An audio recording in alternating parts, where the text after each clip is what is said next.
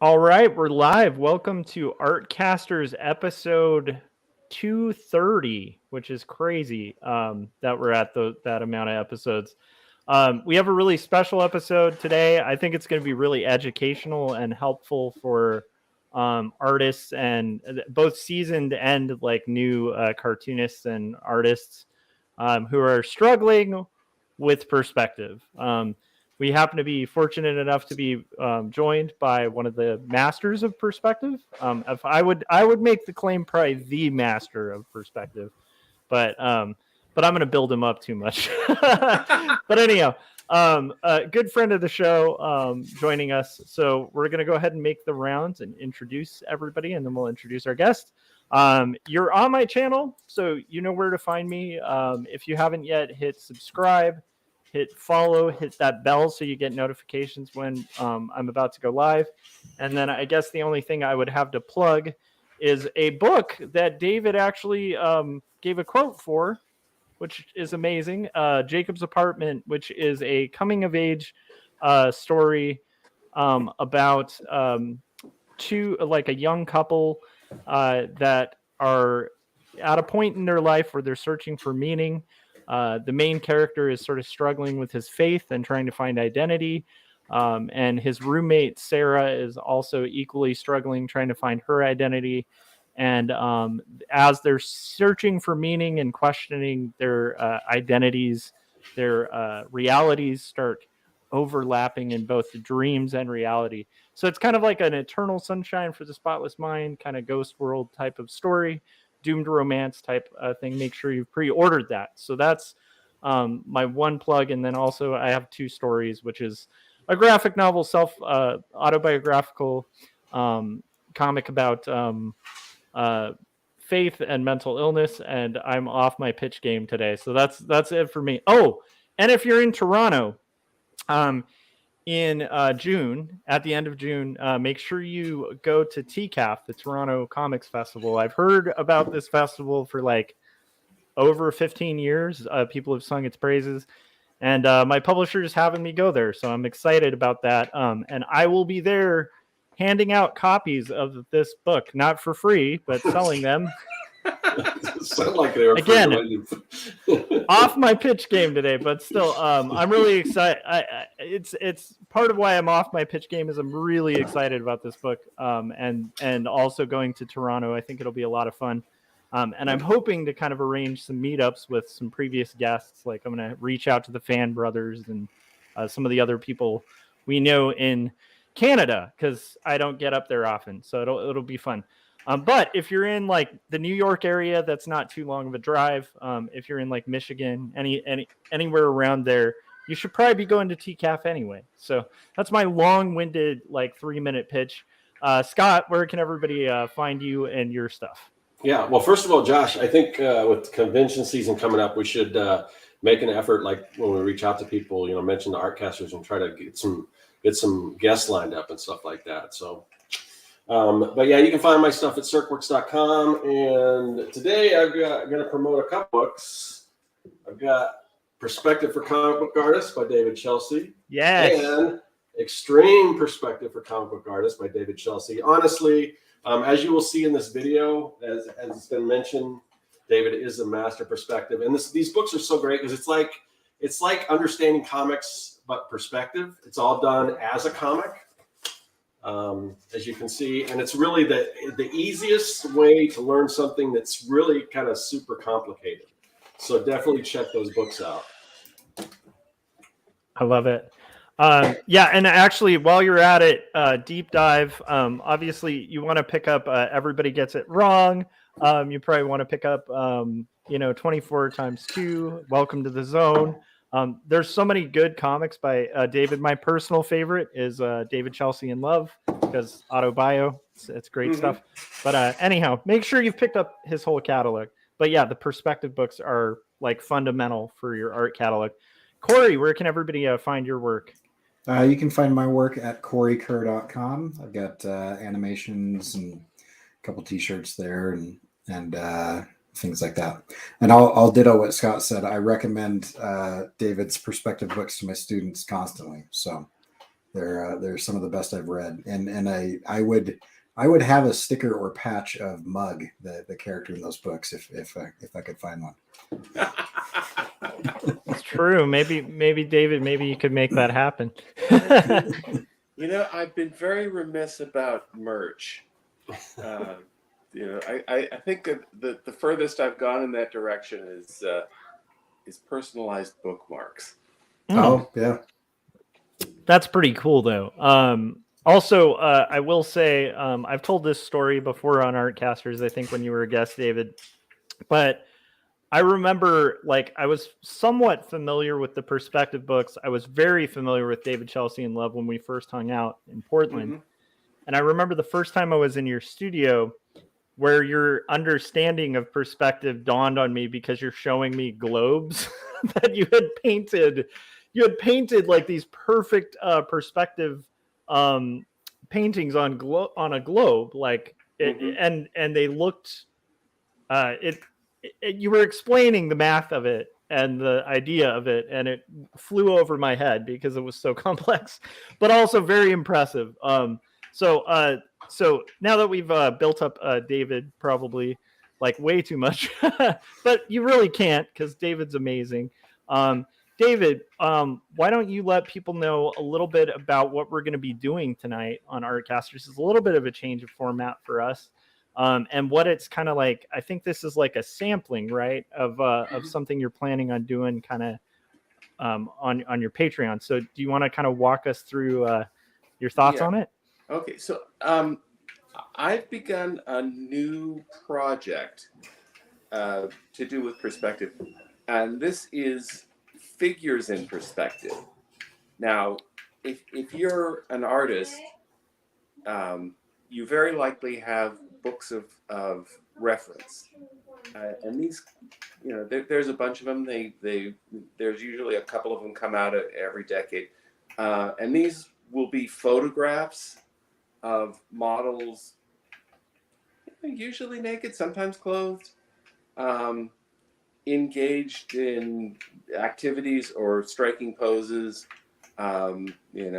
walking, sitting, standing, maybe eating, and they'll usually be shot from a number of different angles, so that you can get some idea of how the figure works in the round. And the problem that I've always had with these books is that the models are photographed against white seamless or against bare white wall, basically against as close to no background at all as the photographer can get. And this seems deficient to me because it gives you no indication of how to integrate that figure into a background. So what I started out wanting to do was to just simply take those kinds of images and put the models within a perspective background. Basically a gridded room with lines going in all directions, that you could build into a perspective scene. So you could trace the figure, and then you could use the perspective lines to create a perspective scene around it. So I think you mentioned the second book I did, Extreme Perspective, included a disc with perspective grids on it. But these were, perspective grids with no figures, with nothing in them except, perspective lines that you could follow. So this would be an attempt to integrate those two kinds of reference. Wow, this is exciting. Okay, so okay. I think it is. That's extremely useful. Yeah. So, and I wanted to get a little bit more ambitious than these books typically do. I mean, often they put models on turntables so they turn around so that you can see them from all directions. Sometimes they'll take photographs from up high or down low. But I wanted to cover the whole scene. I basically wanted to get under the figures, over the figures, shoot them from the ceiling, just every conceivable direction. And since I couldn't do this with photographed models, that kind of forced me into creating CG figures. And what really sparked me to begin this in earnest is that my daughter gave me an app for Christmas that is a sculpture app that works on the iPad, so I can just basically sculpt away digitally while I'm watching TV or something, or just like as I go to sleep at night. So I've been at this, basically all year, and I've created, I don't know, like 5 or 6 human figures, and the reference I'm using is those very same reference books with models on turntables. So that gives me enough reference to create plausible figures. They're not photorealistic, but they're, as close as I can get. And those figures I can turn in any direction. So what I've been doing is setting them in the middle of the scene and putting them into a CG program, Blender, and just having the camera centered on the figure, sometimes on its head or sometimes, some central feature, and just, rotating the camera around. And what we're going to see in this video is I've settled on one view of one particular figure, and I trace the figure, and then I build a perspective scene around it using just the cues that are in there, just the features of that gridded room. And if you look, you're looking right now at an overhead view. She's standing in a room that is 12 by 12 feet and with 8-foot ceilings, which is, a pretty typical room. So you could take those dimensions directly, or you could just extend, one wall or add a wall, depending on how comfortable you are with this. I've been doing this for a while, and that's one reason that I'm putting up this series of videos, is to get, people who view the videos familiar with the method of building scenes out of perspective grids. This is exciting. I think this is going to be a really cool video. I wanted to mention at the top before we kind of get into playing the video. This is also like a sampling of something that will be behind the paywall of Patreon on David's Patreon channel. And so, yeah, right. and go ahead. What I put up a bunch of them. What I've been doing so far is speed demos. Like, I'll draw for an hour or something, and then I'll just speed it up so it all plays out in 5 minutes, and I just put music behind it. But what I've wanted to do is also put up videos where I'm talking over the process in real time. And since I wasn't sure I could fill, I think this one is an hour and 38 minutes. Since I wasn't sure I could fill that amount of time with talk, that's why I invited you and awesome. You, Jonathan, you and your friends to talk along. And if we run out of things to say about drawing, maybe we can talk about what's in the news, or if you've seen any good movies lately. I love that. I have a feeling we're going to have a lot of questions as we're going. Well, I hope so. And yeah, and this will be the first of them. This one will be up free because, for one thing, your material is free, so it doesn't make a lot of sense for me to put this behind the paywall. But I'll be inviting other guests on. I'm not sure if I'm going to do this on a regular basis. Awesome. I put the speed demos. I try to get the speed demos up every 2 weeks. I may do these longer videos on the same basis, or maybe just as I get them done. Awesome. Okay, and David's completely right. We do this for free, although we do take super chats. So if you really want to highlight something for David, please send us a super chat. Aside from that, we're going to get moving on the video as it's going as well. Even if it's not a super chat, obviously, feel free to ask questions if you guys are curious. We have a really good opportunity here where your questions about perspective or your frustrations with perspective. This is literally, we have the guy who wrote the book about it with us. Actually wrote the 2 books about it.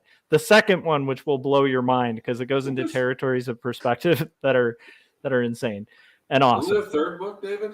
Have you done three books on perspective? Yeah, I did a 3rd book. The 3rd one is Perspective in Action. Oh, and that's that right. Is projects that you can do, like building a Dutch perspective cabinet or building an Ames room. Yeah, oh, so cool. All the stuff I did in there. Oh, that's exciting. All right. So let's get into it. Let's start the video. And again, if you guys in the chats have any questions as we're going, feel free, and we'll be your conduit and ask them to David. All right, here we go. So 8 foot by what room? The room itself is 12 feet square and 8 feet high. Okay, and here we are in our 12 feet square and 8 feet high. I instantly have a question, David. What is that grid? Like, is that in Blender as well? Like this rotatable one? Those are the ones on the disc, aren't they? Those are the ones on the disc, right? No. This is one that I created just for this scene. Okay. So this just gives you a view of the CG figure, rotated. And here's one view. So you're going to do this analog, or? And I'm going to start drawing any second now. Okay. But you're doing this analog? Yes. Okay. I've done digital ones, but I'm actually kind of old school. I'm much more comfortable on paper. Yeah. You could certainly do this, in Photoshop, or whatever drawing program. What's the one that people like? Procreate. A lot of people Paint. use Clip Studio Paint, Procreate, Fresco. Mm-hmm. Yeah, for me, Clip Studio. I'm doing most of. If I do perspective now, I use Clip Studio Paint. They've got some really good perspective tools. But this brings me back to my first art job was at an architectural firm, and that's kind of where I learned perspective, because we had to do. That's basically all we did was design like storefronts and things like that, and interiors and food courts. And I never drew so many drawing chairs in perspective. So imagine a food court. Pretty simple. Well, they are simple, but just all the legs, and then when you have to draw so many of them, I just. I feel like when you get into cylinders, and then when you get into the one that blows my mind still to this day, vividly from your perspective books, is the sequence where they're talking about how difficult it is to map out a spiral staircase, and you have your characters walking on a very perfectly drawn spiral staircase. Well, and then there's like 6 to 9 pages of how to make the spiral staircase too. It's incredible. And I don't know how often that comes up, but I guess, do architects still like putting spiral staircases in their food courts? That was back in the 90s when I worked at the architectural firm, so I don't know. I imagine it's all CAD now. Oh yeah, definitely. But back when I was doing it, it wasn't. Yeah, I mean, there were people working on CAD, but the 2 illustrators on staff, we both used all traditional stuff. But I probably have them. I could pull them out, but like we had, big blueprint size perspective grids that we would use, and we, pull them over a big giant drafting table, and you stick the pens on either end, and then you take your straight edge and move it up and down. Yeah. Is that kind of how you create yours, or? Yeah, I have a couple of perspective grids, like big architectural ones that I bought in the 80s. Yeah. Before, way before computers and before I started designing my own. But one of the first ones I created on my own was a cylindrical perspective grid, because there weren't any commercially available, and I had I'd been very turned on by examples that I'd seen in Escher particularly, and there was a book called The Magic Mirror of M.C. Escher that actually outlined the geometry behind cylindrical perspective. So I just created a big grid that I used from time to time. It's awesome. So, this may sound like I probably should know this. So what's the difference between cylindrical perspective and curvilinear? Is it curvilinear? Curvilinear perspective is a kind of perspective where you draw straight lines curve. Right. And there are two main types: cylindrical perspective and fisheye perspective. And the difference between cylindrical perspective and fisheye perspective is that in cylindrical perspective, the vertical lines are straight. Okay. And in fisheye perspective, basically all the lines curve. Huh. That's cool. I actually didn't know the difference there either. I was afraid to ask, because I said, it's probably something I should know. So backing me up with that. If you think of the difference between one of those panoramas, like like an old group photo, that's usually cylindrical perspective. Yeah, and then fisheye is obviously if you're looking into it like a sphere or something. Right. Yeah, and a cylindrical perspective is typically much wider than it is tall, and a fisheye perspective is usually it's round or it's cut down to a square. Got it.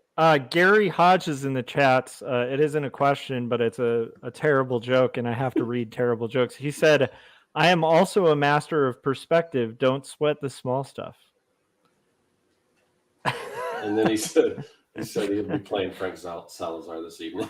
So Frank is our guest, who's usually making bad dad jokes through most of our streams. But well played, Gary. I think it might be valuable for people who are. I think we're all pretty familiar with the idea of printing blue lines or something like that to draw over, but there might be people watching this who aren't.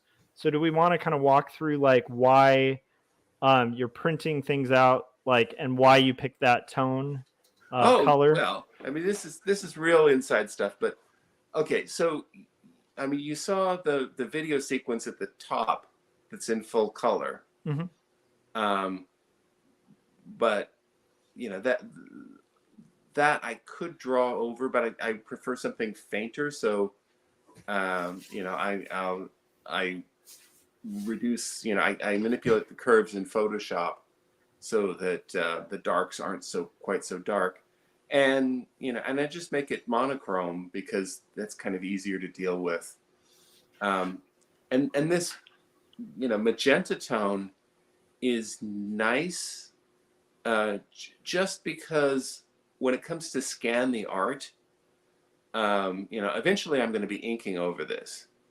So it's very easy to separate that reddish magenta tone from the black of the ink. It's less easy with blue. Sometimes the darkest blues will read as black to Photoshop.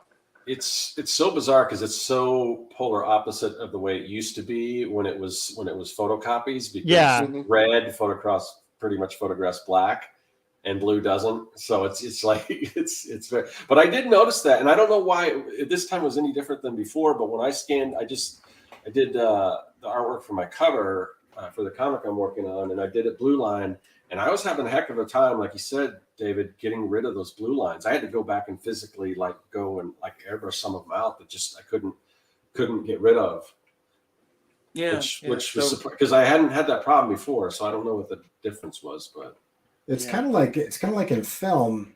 If you're shooting on actual film, you want a blue screen, but if you're shooting on digital, then you want a green screen. So there's something about the way that the color is processed is interesting. I don't know. That's cool. I've used the blue technique. But the problem with the blue as opposed to the magenta is if you're gonna use blue nowadays, it's like you have to have it like 10 or 20% cyan, and that's not really giving you a lot. So you're really gonna have to like squint to see that like printed out. So I honestly hadn't tried doing magenta, so now I'm kind of excited. I feel like I've learned something new already. And sometimes when I'm doing a big project, which I haven't done in a while. I haven't done a big drawing project in a while. Sometimes I will mix it up, like print out one page. I'll do my preliminary work on computer, and I'll print out my rough, in blue or in magenta or in yellow or sometimes a pale green. Just because I don't want to use up the ink in my printer unevenly. Yeah, that's actually a fairly good reason because, man, like I'm right now in the middle of doing a historical graphic novel that requires a bunch of like comping, and I'm doing the whole thing digitally. But when you're not doing any ink at all, nothing on paper. No, it's going to be full digital for this one. And it's weird because part of why I'm doing it digital is that I want it to look more traditional than my traditional stuff. So it's like I'm kind of using like an Arnold Lobel technique where it's like rendered pencil with flat color underneath, and actually that's a lot quicker to do digitally. But what I still, just being the guy who likes the traditional stuff, I still have to be like printing it out so I can watch the page spread as I'm building it and like kind of lay out my spreads to watch and check out. But man, that burns through. Like, it's amazing how quick inkjet printers will just suck through a print, and so what might help, print it out on slicker paper. Ooh, good point. I should stop using the cheap office paper. Yeah, I think that's a false economy, considering paper is cheap and ink is expensive. Ah, that's so. Yeah, I use.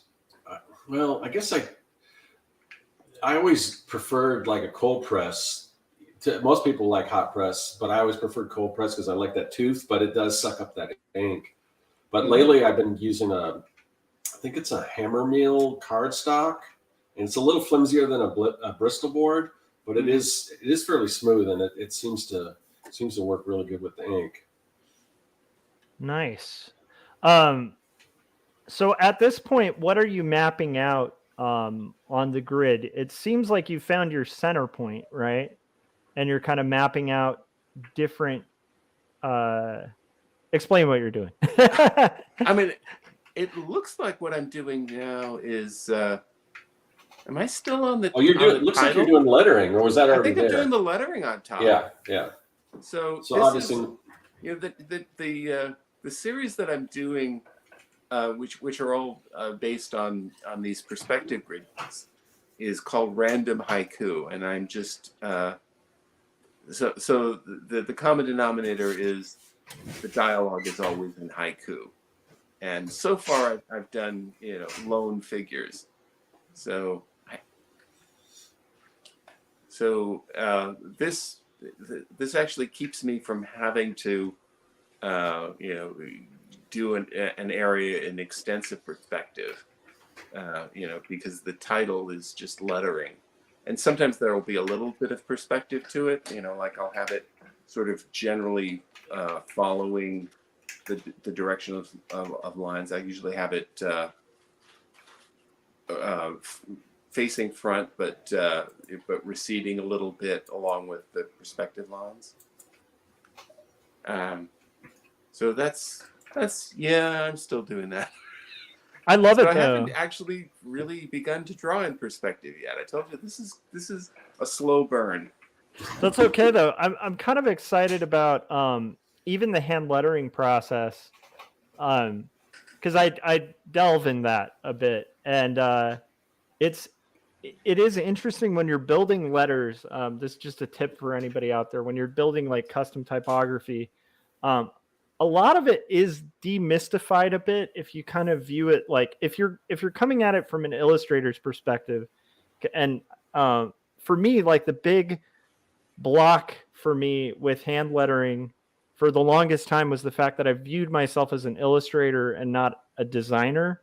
And I remember even having type in school, like typography, and just being like, I just didn't get kerning. Something unlocked like about a decade ago for me. There we go. Oh, did I freeze? Oh, sorry.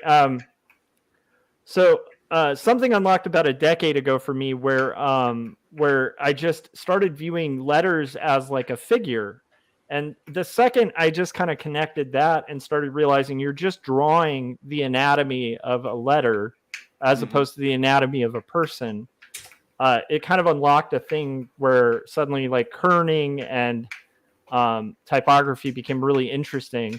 And I love hand lettering, and I encourage you guys to do it for multiple reasons, including what David was just saying about it. It also saves you a lot of drawing time in comics, because if you're drawing everything and then placing lettering over it, you're losing like productivity and time, because you might be drawing like perspective that's beautiful on a lamp that's going to be covered by type.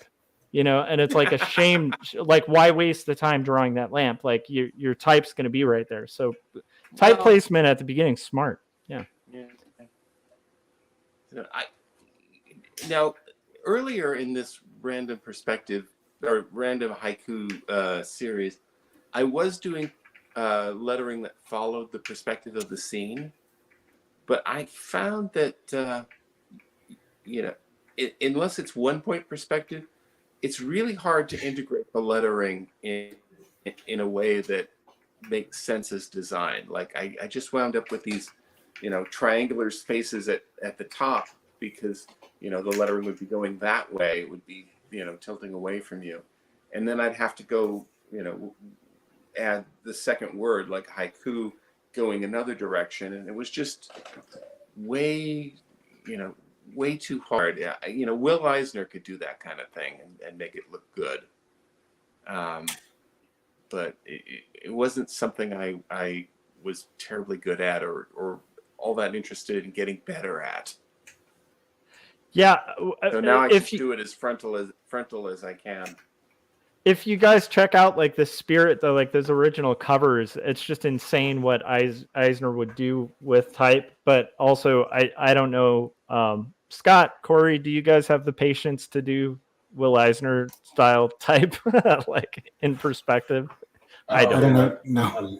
I love it, and that's something I would want to tackle someday once, because it's so cool. I might do that sometime, just as an exercise.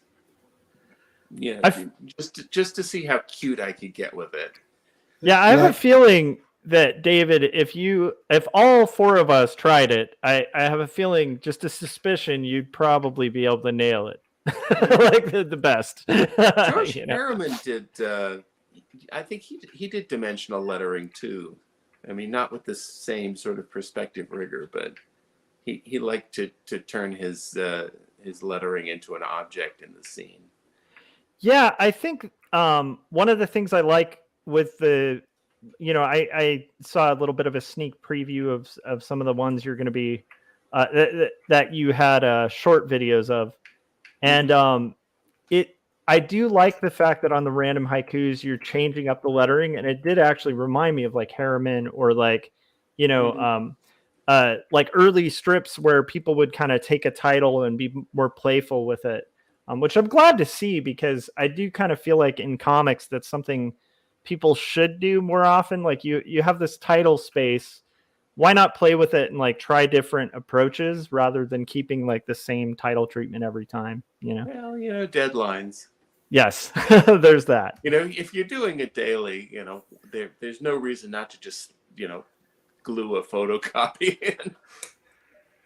Yeah, a daily schedule, I can't imagine maintaining that, honestly. No. Well, I'm on a 2-week schedule with these. Although I do other strips for my Patreon page, and I try to get 2 things up a week. I just for my own sense of conscientiousness, I try to post something Monday and something Thursday, and sometimes there'll be one of these, or sometimes there'll be just a little strip that's palindromes, or what I've been doing a lot of lately are strips that are basically book reports drawn on the back of a library call slip. That tiny. If you go to the library and you put a hold on a book, there'll be a little white slip inside the book that has your name on it and the name of the book. And I used to use those as bookmarks and throw them away, but now I just draw a little comic, inspired by the book on the back of it and post it. And those take me no time at all. I did one today, and I think I drew it in the morning and scanned it, right before lunch. That's awesome. I've had this theory about cartooning, David, and maybe you can correct me on it. I kind of think most cartoonists, like, I think we have a little bit of like a bad memory, in it like kind of similar to like somebody who went through like giving birth or something, where it's like not at all similar in the sense, I mean, obviously that's a much harder thing to do, but the point being, like, people who gave birth do it again, and it's such a brutally terrible thing to go through. But it's obviously like there's something that happens with the memory from the worst of it that just, I think, fades away, so that you're able to kind of do it again. I feel like comics have a bit of that too, because I constantly am catching myself, like, when I start a page, I'm like, okay, I'm gonna rough this page out. It's gonna take about 30 minutes. 2 hours later, I'm like, okay, these roughs are done. Then I'm like, oh, I'll start a page. It'll take me like 8 hours. 17 hours later, I'm like, okay, maybe not 8 hours. I don't know. Okay. Do you catch yourself doing that? I find that I do that all the time with comics. I think we're all bad at estimating how long something is going to take. This particular piece is probably one of the longest, just because I got a little fancy and threw in a revolving door. I think that's why you picked this one. You really like the revolving door. Well, I feel like you have a very strong handle on perspective, and I feel like when you do something like a revolving door, I think that's good for our viewers to kind of see the gauntlet like laid down. Like, okay, yeah, David very quickly and easily does a revolving door, which is insane. I mean, it's insanely impressive. It's very cool. Have you watched the full length? Because I know you watched the one that's like 5 minutes long. Yeah, that's the thing. I don't know what that looks like in real time, so this might be demystifying the process for me, which will be encouraging. That's what I'm trying to do. I'm trying to demystify the process. I mean, there's enough mysticism to how I get to the perspective grids in the first place, but I just wanted to make it very clear, how you can use them. So. I am fascinated by the 3-dimensional kind of rotational customizable grid. That's interesting to me. It's cool. Now, do you work in CG at all? I have not. I need to. It's a skill I need to pick up. I've had art direct CG, and so I can view it and do very mild edits. But it in the most part, it's a thing I'm not as familiar with. Yeah. Actually, Well, I'd be pretty open to like tips on like a kind of intuitive version of it, or is it not really intuitive? You just kind of have to play with it.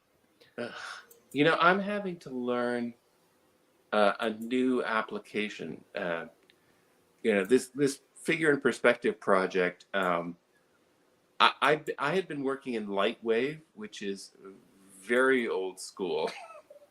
I've been working in Lightwave since like 1999, and never doing animation, but just kind of building scenes like this.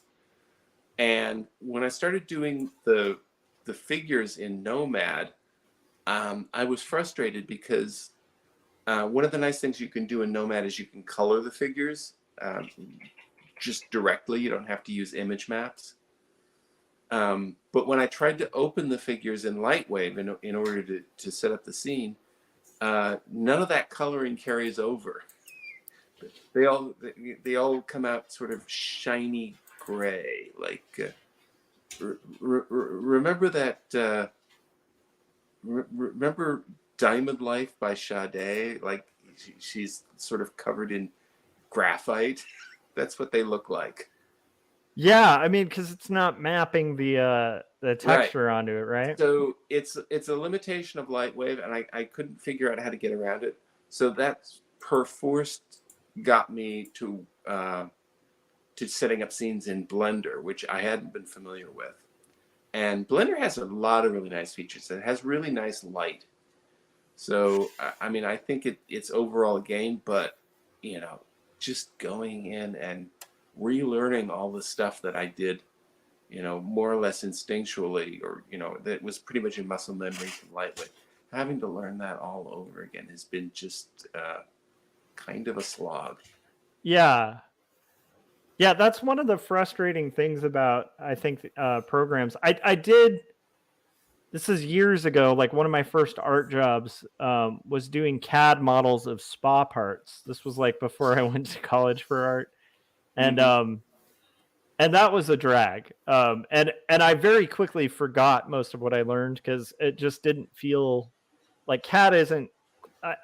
I'm glad there are 3D programs that are a little more artistic, at least I think now, because it does seem like there's a little more sculpture to it.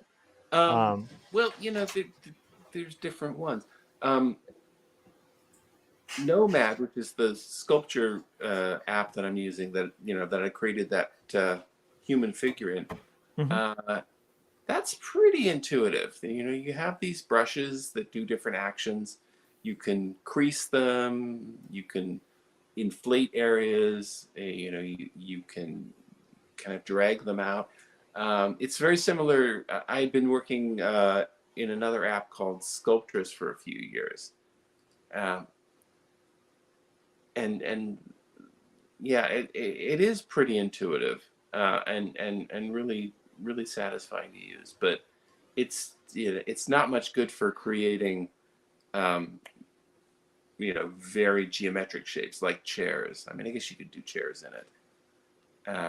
But one drawback is that you're pretty much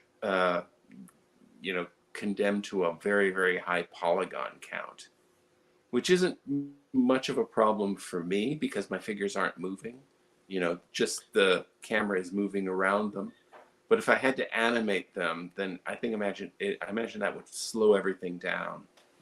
Yeah, that makes sense. That could also be problematic with like 3D printing too, right? Because you usually want like kind of smoother. Yeah, and they also have actions you can do that can reduce the polygons to an extent.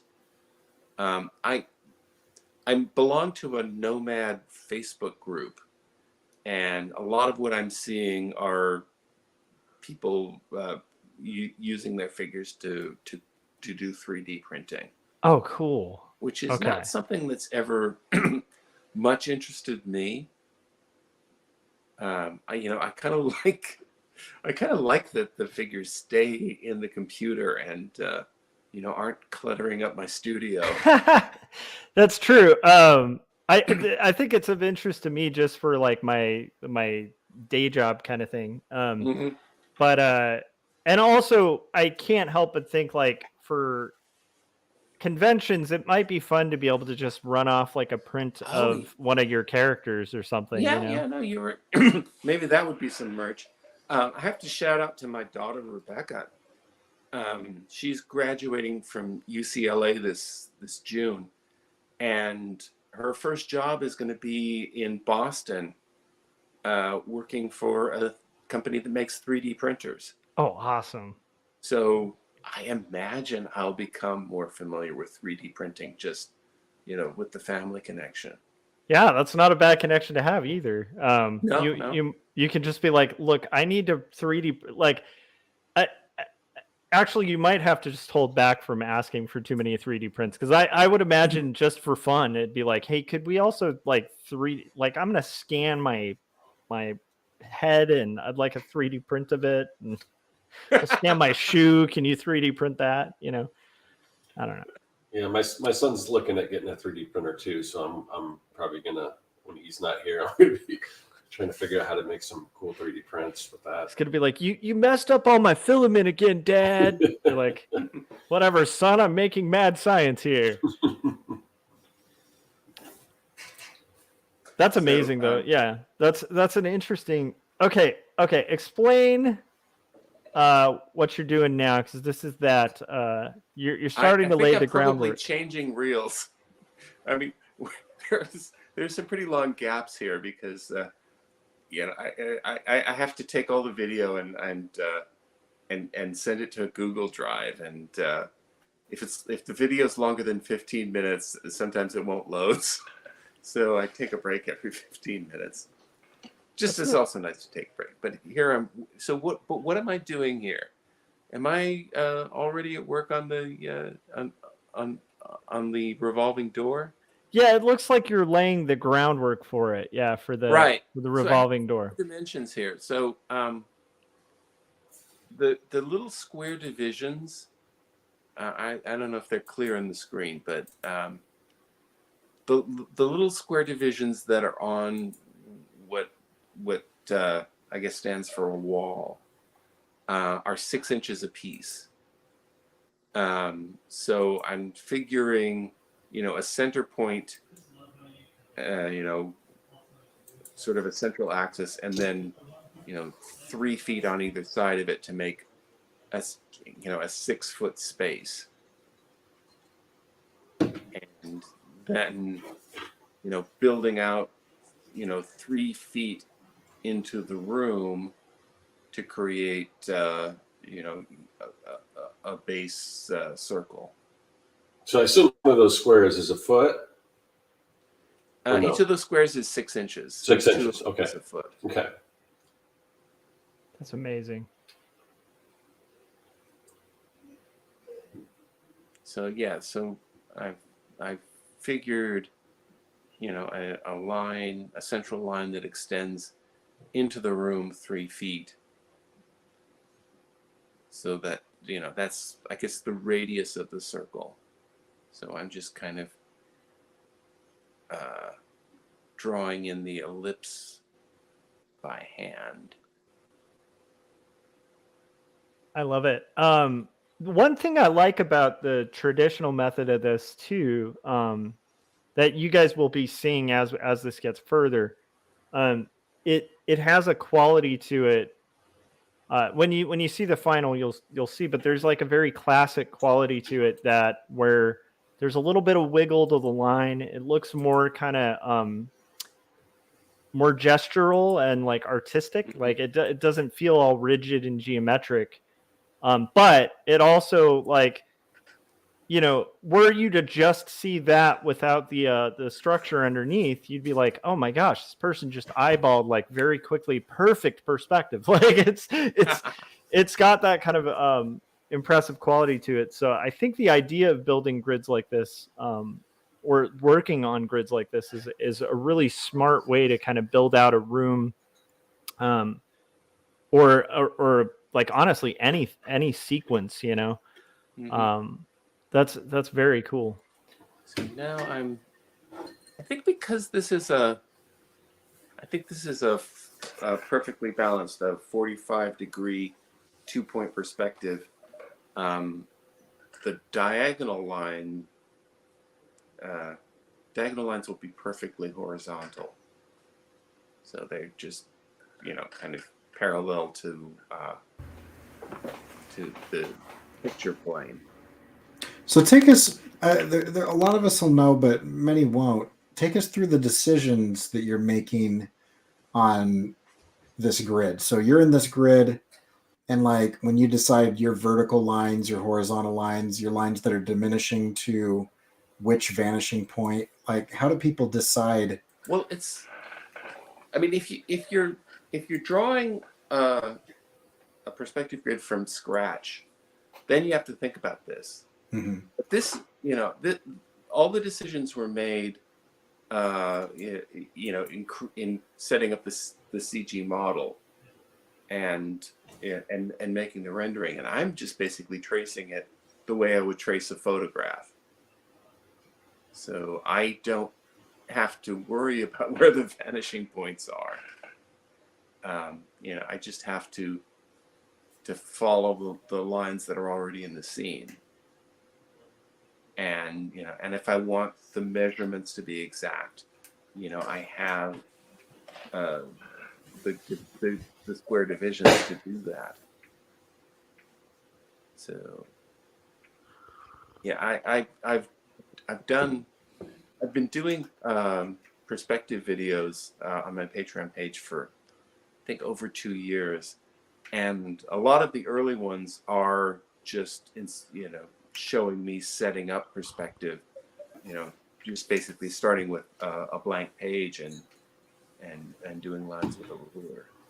But this is designed to to skip all that work. Mhm. Yeah, and I think all of it has practical application. It's good to kind of learn the fundamentals of it, but also when you're on deadline on a Mm-hmm. book, it's like having things like this that are going to shave off like seconds of the creation or minutes of the creation when you're Yeah. talking about like hundreds of pages or something. It's like, or let's say it's a weekly strip or a web comic or whatever it is, Mm-hmm. like an illustration for a client, an editorial, it's going to be like next day, so it's like, you know with um with those kind of deadlines, like something like this is it's like it's good to have those basics, Mm-hmm. um so that you understand like the concepts that are already presented before you on something like this, and but it's great to have something like this that's like a shorthand way of getting there a lot quicker. Mm-hmm. um Yeah. I just think it's really smart. Yeah. And the other Yeah. side of this is that having that figure there saves me, a lot of labor and heartache, you know, trying to draw the figure from scratch. Of course, I'm limited by the pose, but as I create more of these, I'm hoping that this will be a more versatile tool. But even if the pose was different, it still is very helpful in seeing like the proportions of the figure compared to the rest of the scene. Yeah. Mm-hmm. Yeah. Yeah, she's about 5'5", I think. I usually do male figures around 6 feet tall, although it can be hard to judge with sitting or lying poses. Those are the beast when it comes to height. I've definitely done some illustrations in my time where if you really picked it apart and the person like, was laying down and they stood up, they'd be like hitting the roof. Oh Oh, that's no! definitely happened. This is something that I see all the time, and I just kind of have to disregard it, But people do cartoons where you see children walking along, and behind them are houses that that are in perspective, or that are smaller from being in the background, but the peak of the roof doesn't reach to Nancy's chin. And that's possible if you adopt a really, really low viewpoint, but there's nothing else in the scene that indicates the viewpoint is that low. Mm-hmm. But it's it bothers sticklers like me, but the average reader just accepts it.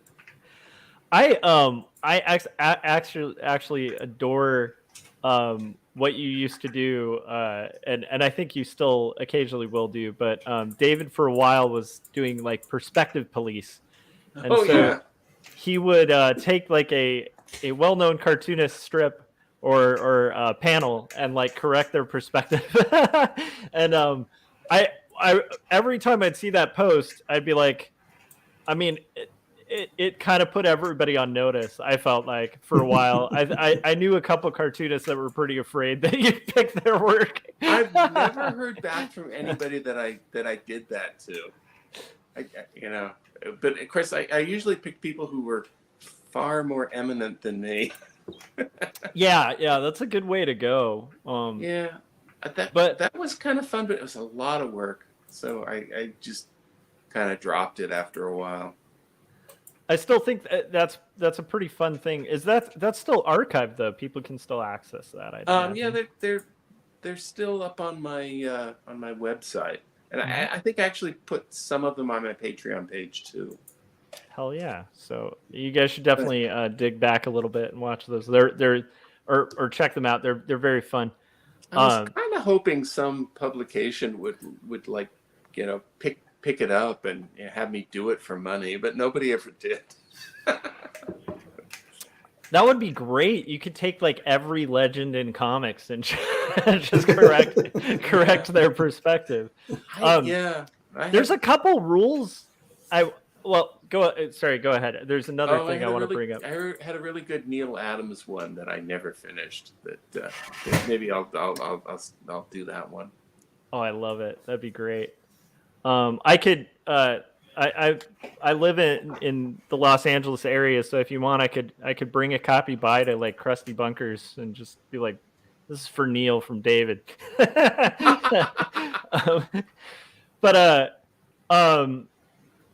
The one thing I was gonna say that I also think is a good sort of unspoken rule that maybe it'll be helpful for people sort of getting into illustrations like this. I like that you've made a conscious choice so you're using a ruler on the structure, but when it comes to inking it, you're freehanding without a ruler. And I know why, but I want you to kind of explain why you might make a choice like that. Why? Because the ruler just completely fucks the pen up. If you're really, really careful, you can keep it from smearing the ink. It was easier when I was doing rapidographs, but now I'm doing fountain pens, and there's just too much danger there. There's too much danger that I'm going to wind up with, a smeary line. So yeah, I will end up freehanding it. I feel like that's a good aesthetic thing. I usually use rulers for all of my like backgrounds and stuff, but on the book that I'm currently doing, I've made the conscious decision to use no rulers. And so that doesn't mean you're doing it all digital, right? Yeah. And so I'm not going to just use the line tool. I know, but like that's the irony of this whole digital. I'll show you what the pages look like. It'll make sense if you see them. But I've made a conscious decision because I want it to look very like hand done and very organic and very like Victorian. That I want it to look like somebody trying to do a straight line, but it's not a straight line.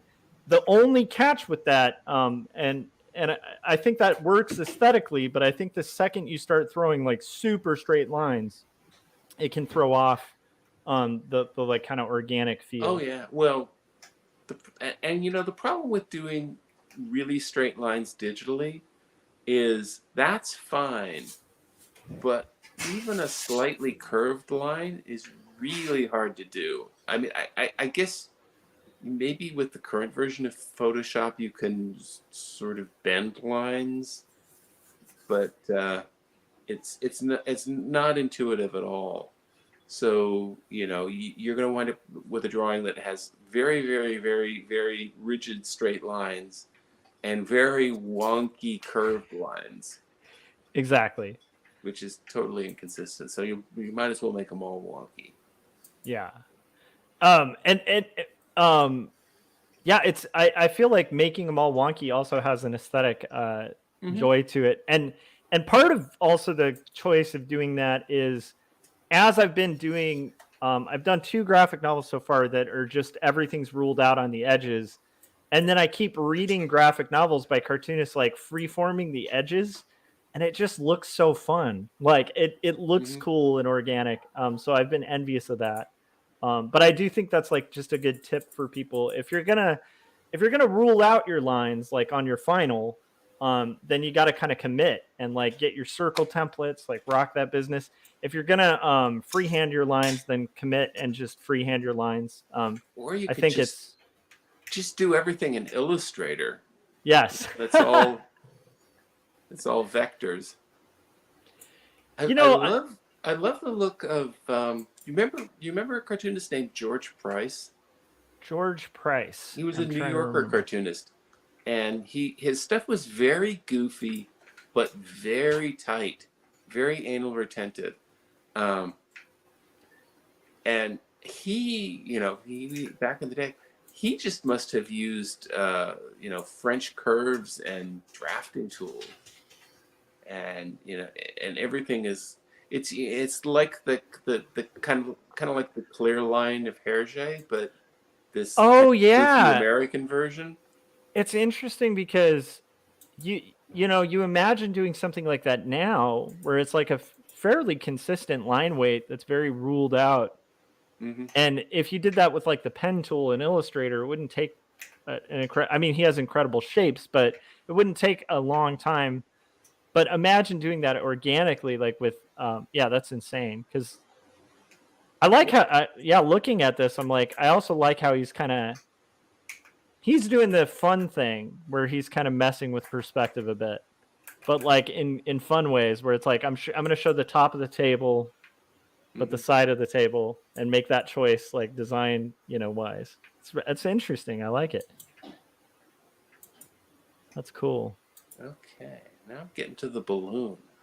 Ooh, I can't remember if I've actually written the copy yet. I usually start out without it written, and hope inspiration will strike, and hope that I get the syllable count right. So you're kind of you haven't like pre-written out like what your haiku is going to be, or just you're winging the haiku? That's awesome. Kind of, yeah.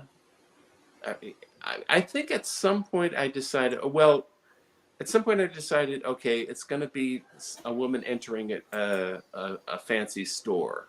So I have to, come up with something about how she doesn't want to spend money, And now this was drawn a few weeks ago. I don't remember what I wrote exactly, but it had something to do with Amazon is evil.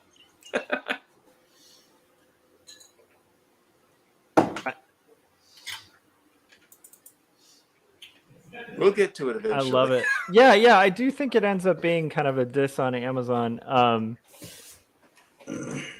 I just think it's so fascinating to kind of see it built out. Yeah. Okay, so you also make palindrome strips as well. Yes. Yes. And often they're written by my son, who nice. has a talent for it.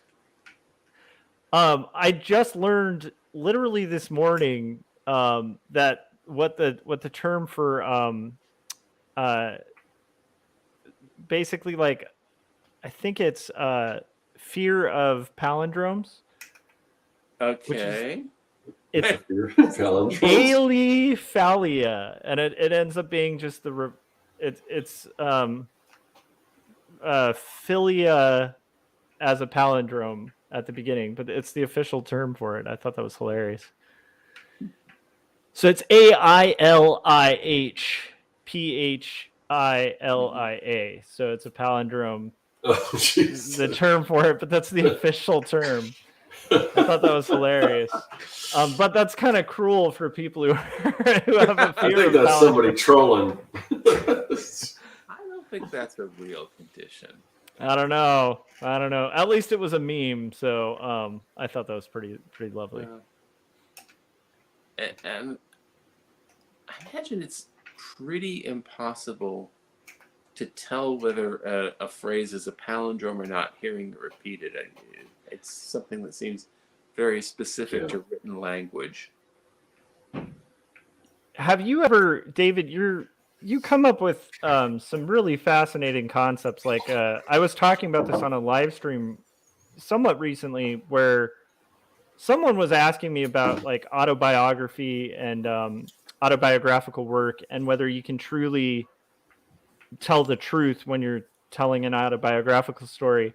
And I mentioned your theory on autobiocomics, where it's like, if you were really being sincere, you had told me about like you'd actually be seeing everything from the character's perspective. Like you'd never actually see the character except if they were walking like by a window or something. Mm-hmm. And I just thought that was so true, because it's like that would be like the most accurate way to do an autobio. But well, of course, I didn't do that myself. That's true. I've done autobiographical strips. I had this kind of blinding revelation after I did David Chelsea in Love that autobiography should be first person shooter, and it kind of kept me from doing any more autobiographical strips.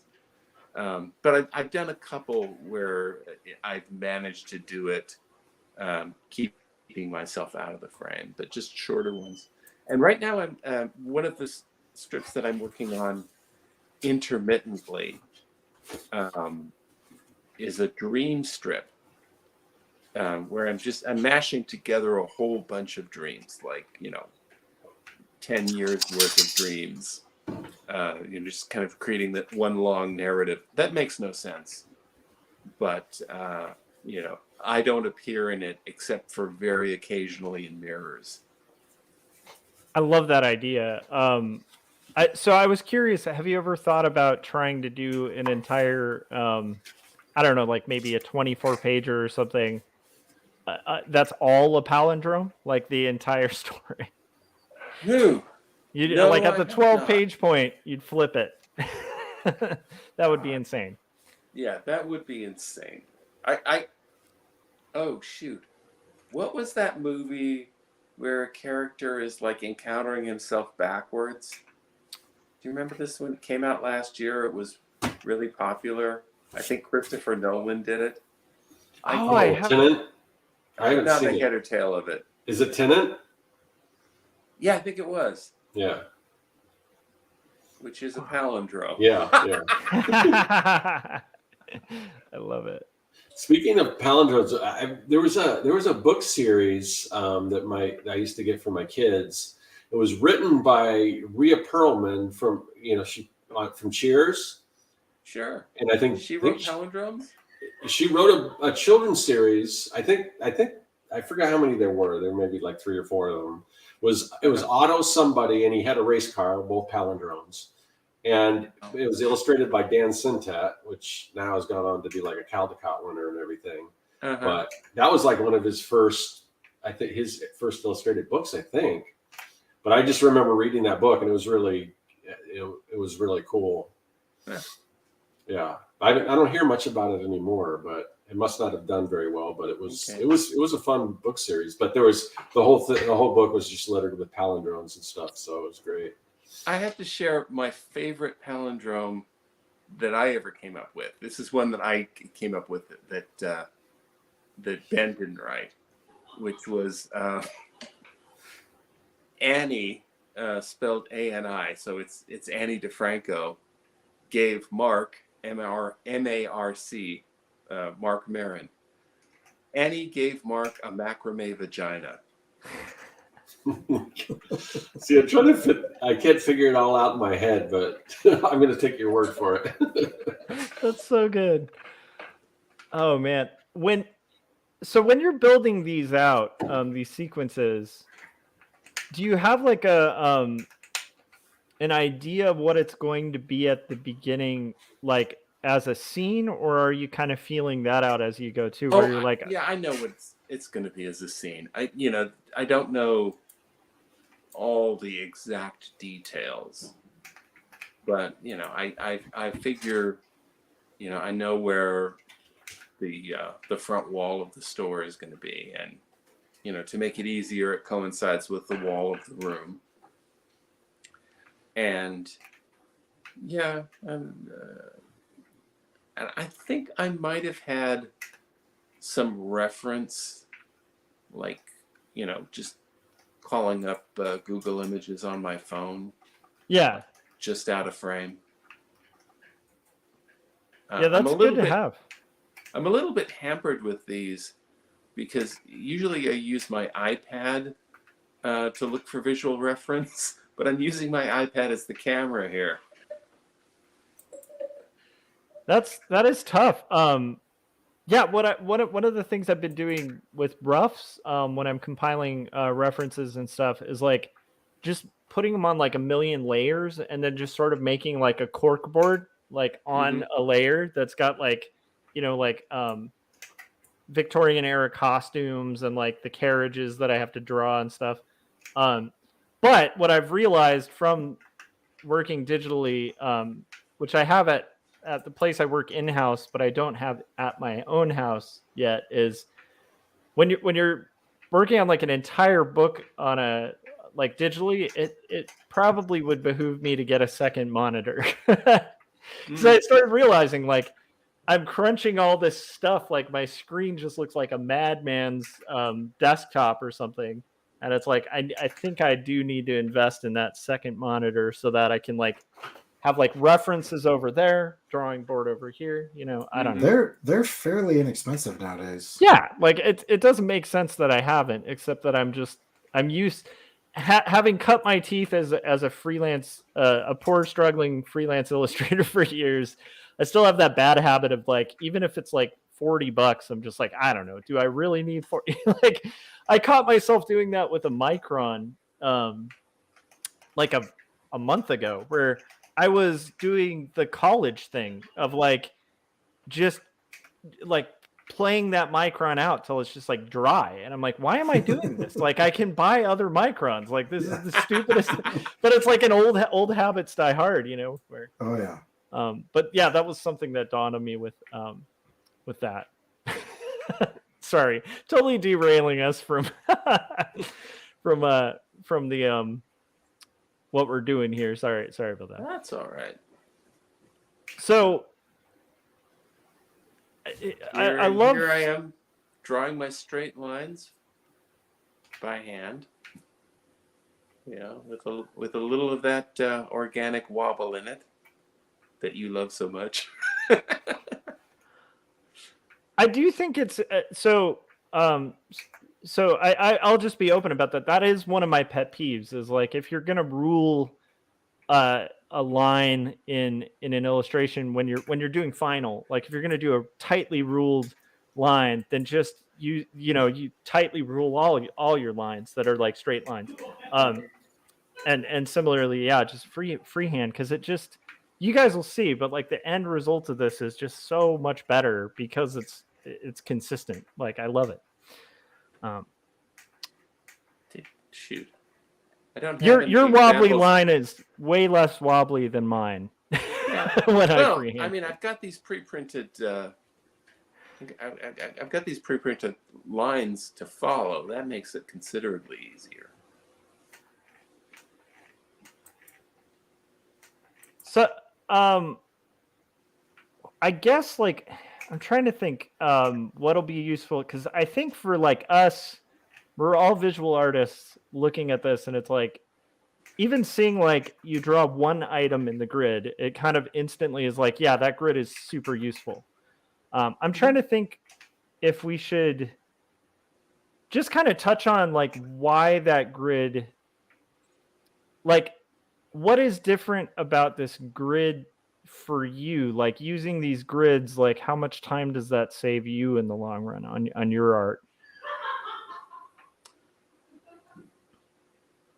That's a good question. I don't know, because I don't actually use them that often. But then it's not that often that I'm doing a scene that really needs rigorous perspective. And it's pretty quick to just set up whatever perspective I need. Just basically roughing it out. This kind of thing is it's a bit of a demonstration piece. Yeah, it's very impressive though. I to me the utility of it is really just really cool. But One of my favorite comic book illustrators references your books as what he uses to learn how to do this type of stuff. Sean Gordon Murphy, I've heard him mention it several times. Oh, good which man. is kind of fun. I'm glad to hear it. Yeah. I'd love to see. Well, I guess artists tend to be secretive about their methods. I mean, I'd love to see someone posting examples of where they built their illustrations off of the grids in my perspective book. Yeah. I mean, these are kind of new, so I don't expect anybody's used them, except for the people who are Patreon subscribers. But most of them aren't artists. Well, we do have quite a few cartoonists in the chats, and I would, and a lot of cartoonists who watch after too. I'd encourage you guys to be subscribed to David's Patreon. It's full of a lot of great resources. Honestly, like a grid like this, to me, I'm looking at this, and I believe one of your other ones that I didn't opt to do for this was like more of an overhead. And happened to be like remarkably similar to a scene I just had to do for the graphic novel I'm working on. And I was like, oh man, I would have asked David for that grid because it would have shaved off like half the time and made it like twice as accurate, So that's I think these are very useful and aside from the fact that I think what's cool about your Patreon is you're always posting like, it's a very like artist's perspective on things where you're playing with different mediums and different formats of cartooning, and it's I don't know. I feel like it's like a love letter to cartooning, Oh, thank you.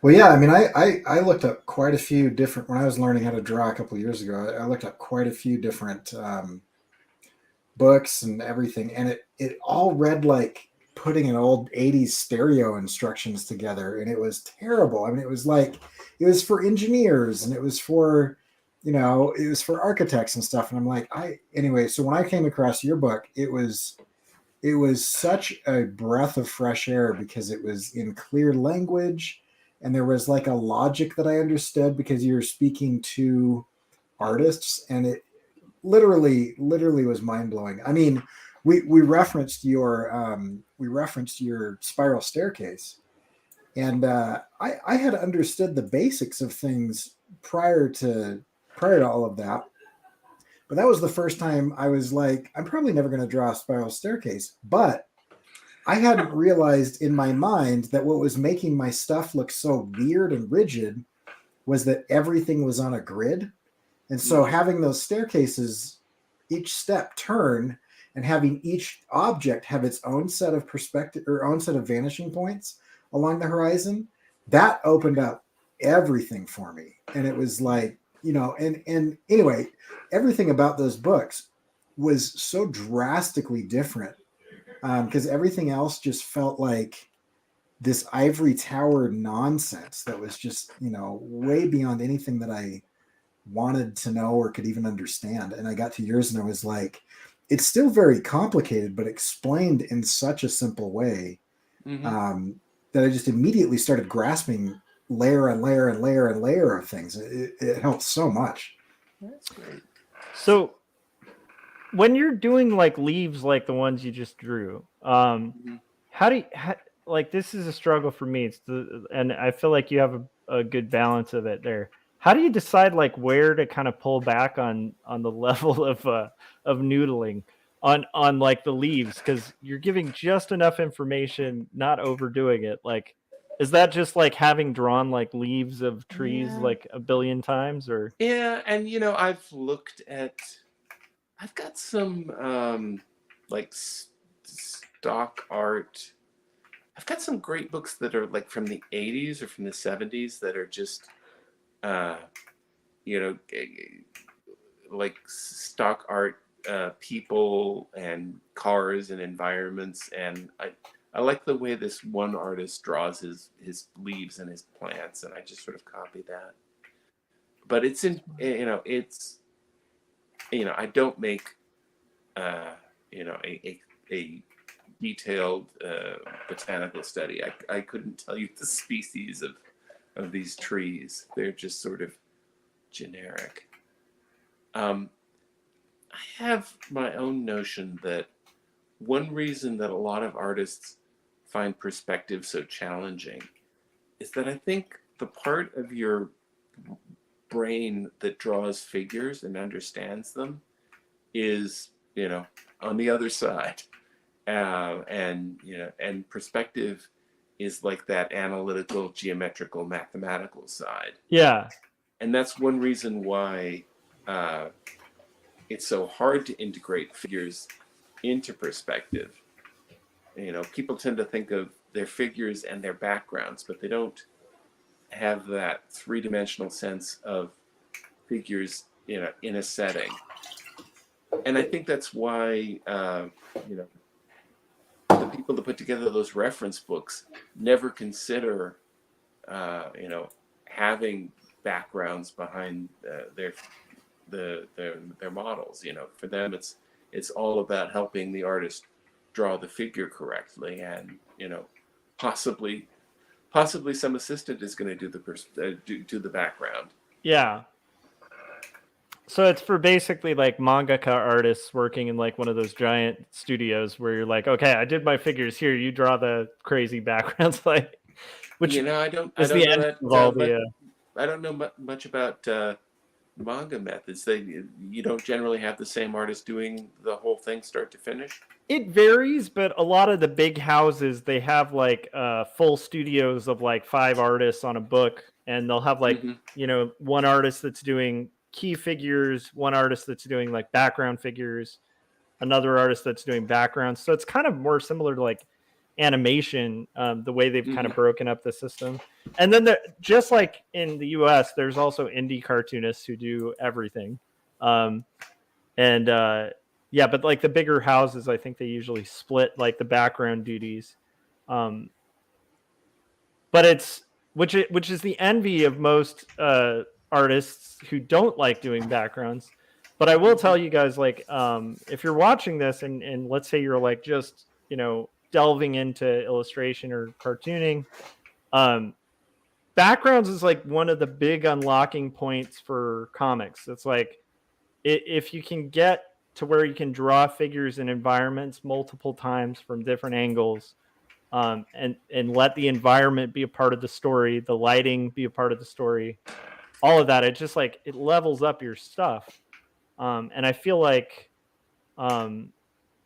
you'd be missing like a whole realm of information by like kind of losing backgrounds. Which, by the way, was a hard learned lesson for me because I think my earliest comics were a lot of talking heads, because I wanted to draw faces. I didn't want to draw backgrounds.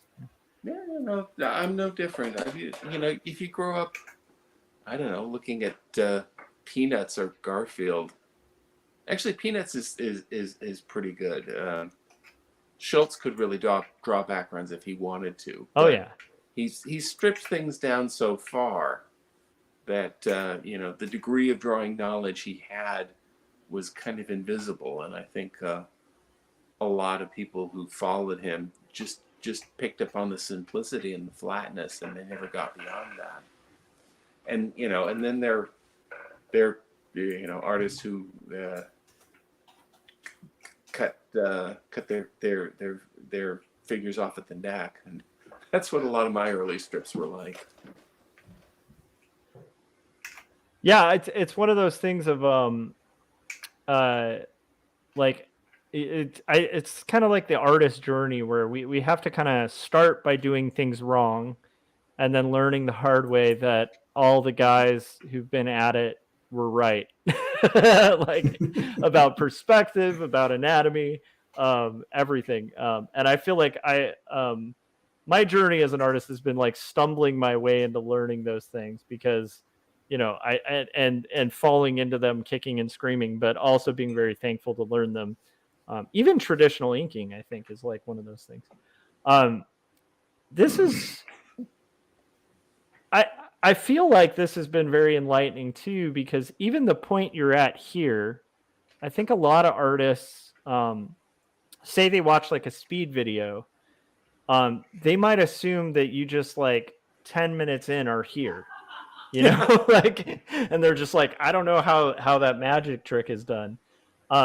It's still impressive and amazing, but I just really appreciate that you're going to be offering this for your Patreon subscribers and for people who, because I do think it's helpful for people to see behind the curtain, see the structure and the time put in, because it's like a slow and steady thing where it builds into something very impressive, Mm-hmm. Now, the thing I haven't mentioned before is that I'm probably listening to a podcast through this whole thing. Mm-hmm. So it's not that my full concentration is on this. I think actually the only time I turn the podcast off is when I have to write the haiku.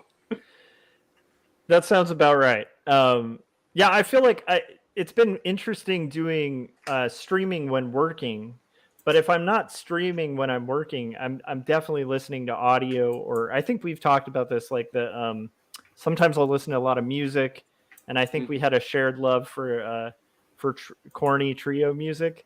I think I said corny trio music, and then you handed me a mixed CD that literally said corny trio music. Because I was like, I'm kind of into like corny trio music. Are you? And you're like, anyhow. But I think like having something audible to kind of, I don't know, it's almost like we're distracting ourselves from the labor of it, and keeping in that zone. Because I do feel like if you think too much when you're drawing, that's when you screw up. And if you think too little, you screw up. So you have to get in that kind of that musician zone, where you're not overthinking the chord, but you're remembering the chord, What podcast would you be listening to on this? I guess I could turn the volume on. No, I muted the whole thing. Okay. And I had the earbuds in, so I most likely had earbuds in. So what do you think? What do you think do you have any go-tos that you'd recommend for artists? I listened to Omnibus, the Ken Jennings, John Roderick one a lot. And they put out a lot of content. They put out 2 episodes a week that are usually just over an hour.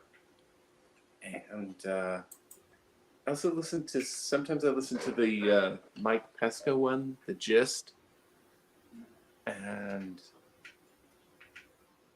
usually the Slate Political Gab Fest. I fit that one in. There's really, there's some that aren't weekly that sort of come up intermittently. Decoder Ring is really a good one. You know that one? I don't. I'm like literally making a list as you're saying it because I'm a That's podcast another junkie. Slate So. one. Yeah, let's see. I listened to John McWhorter's Lexicon Valley, which is a podcast about language, and I barely have a second language. I can sort of babble a little bit in Italian, but he's very interesting. He's clearly just in love with languages and the little quirks that each of them have, and he can talk about the difference between all these different click African languages, and even though I'm totally incapable of speaking any of them, his enthusiasm is very infectious. I love that. I feel like that's kind of what makes or breaks it with a podcast, where it's like if you get a really good one where the people are very passionate about the subject, it's like like one of my favorite go-tos is just like Radiolab, which is just like a science that's a great geek. one. Yeah. But they're so passionate in their presentation that they could talk about like quantum physics. And as somebody who like dipped into physics, but never again, like the creative math problem that you mentioned earlier, it's like for me, it's like when physics got into math, it got way less interesting to me. The concepts are amazing. And I feel like when you have the right person who's passionate about a complex topic like that, it can kind of demystify it and make it really interesting. I feel like you do that with perspective too, where it's like perspective can be presented in a very cold, calculated kind of mathematical way that feels like geometry, which can feel like homework to a creative. But I think the way you kind of bridge it and speak to creatives is really helpful. I don't know a good podcast about the visual arts. I think the form is not that suited. I mean, there are great music podcasts. Yeah. I really like another Slate one is Hit Parade. Ooh. Okay, write that down. I'm just gonna have to check out Slate's because I actually haven't yet.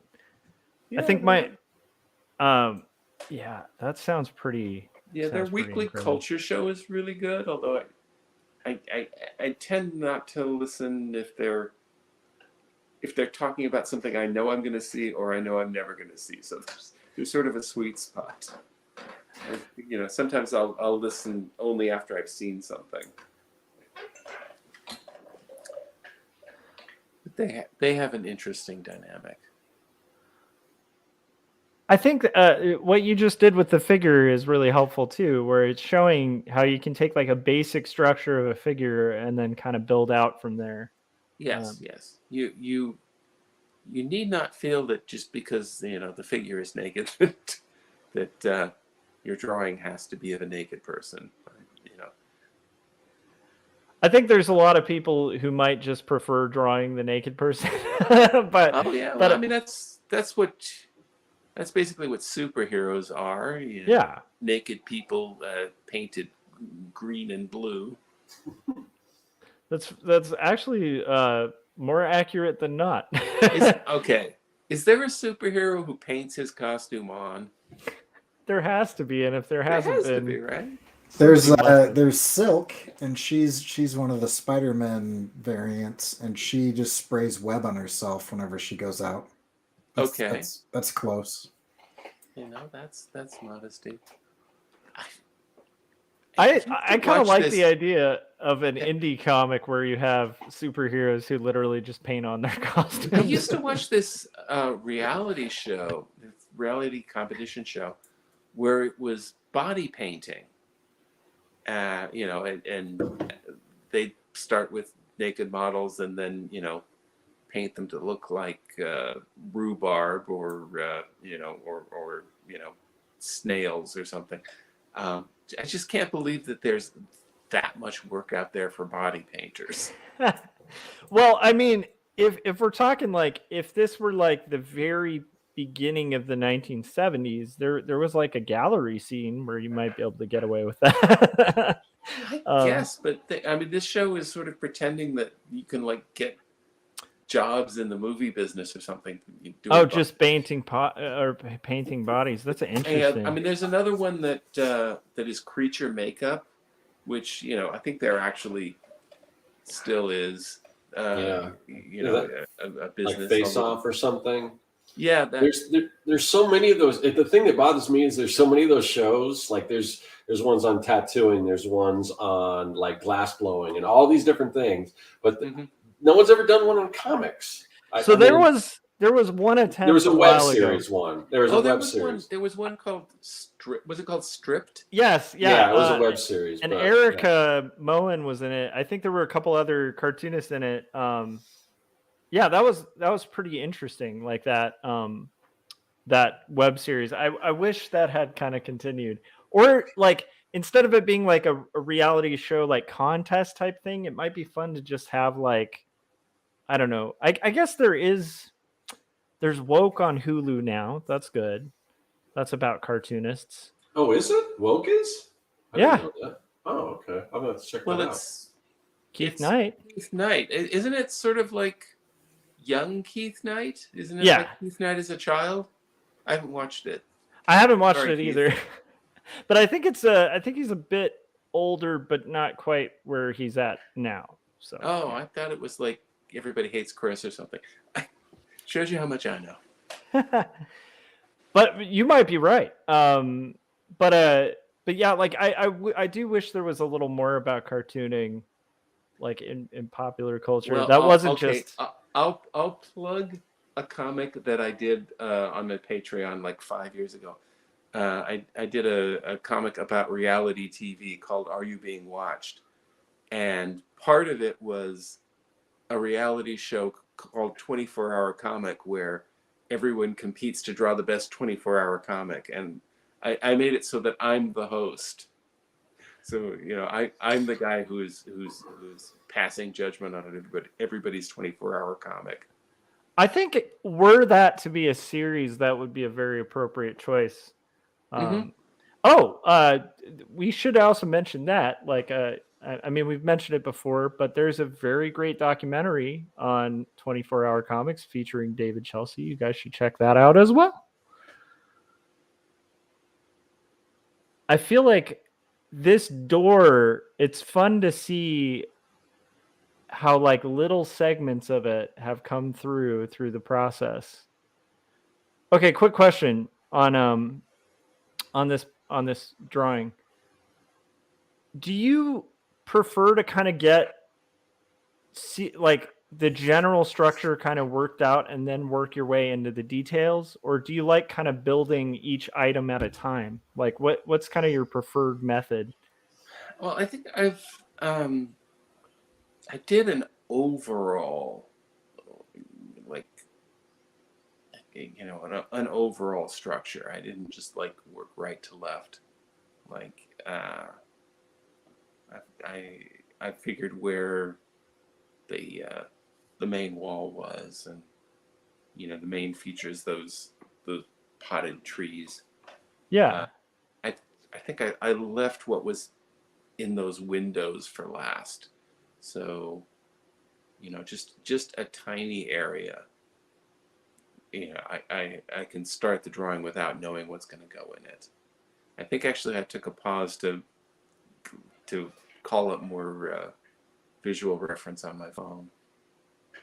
But now I'm starting to pencil in that, even after inking much of the rest of it.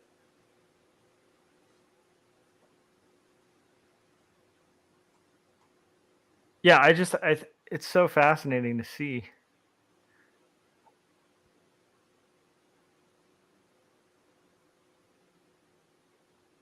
I still have trouble with cylinders even after watching this.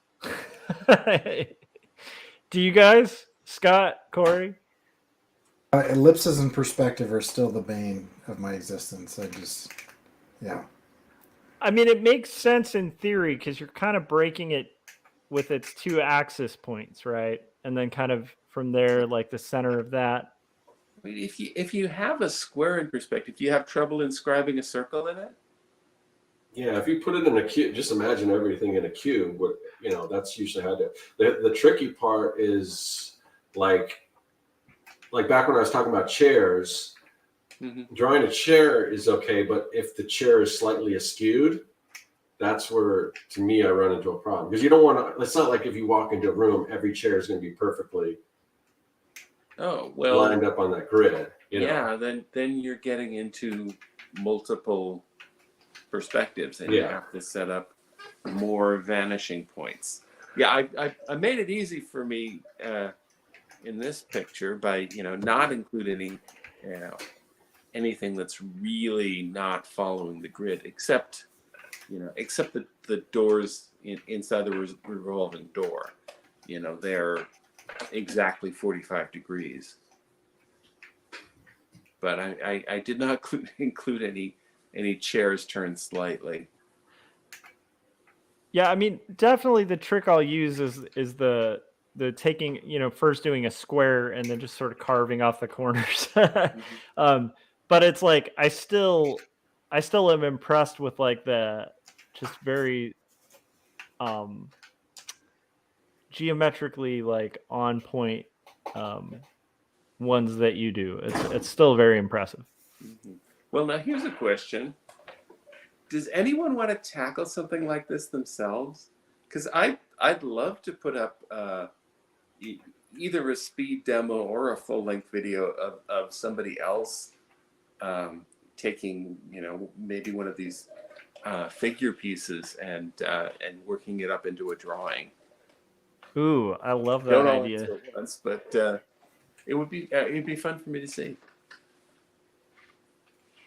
Yeah, depending on the timing, that might be something that I'd be interested in. Mm-hmm. And maybe when I start the next issue of my comic.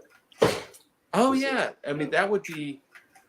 Well, I don't know what your comic would need. I mean, you'd have more flexibility just starting with a plain perspective grid. But if any of the ones that I posted or any of the ones that I'm working on have a figure that actually meets your needs. I mean, well, there's lots of instances where you might have a character just walking, which is really all that the figure is doing in this picture.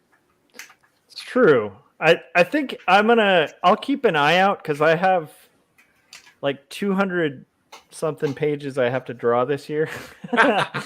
Because it's so anyhow, I'm imagining there's got to be one panel at least where maybe I can find a way to work it in. Is there a scene where a character is shot out of a cannon? Because the one that I posted after this is this guy sort of.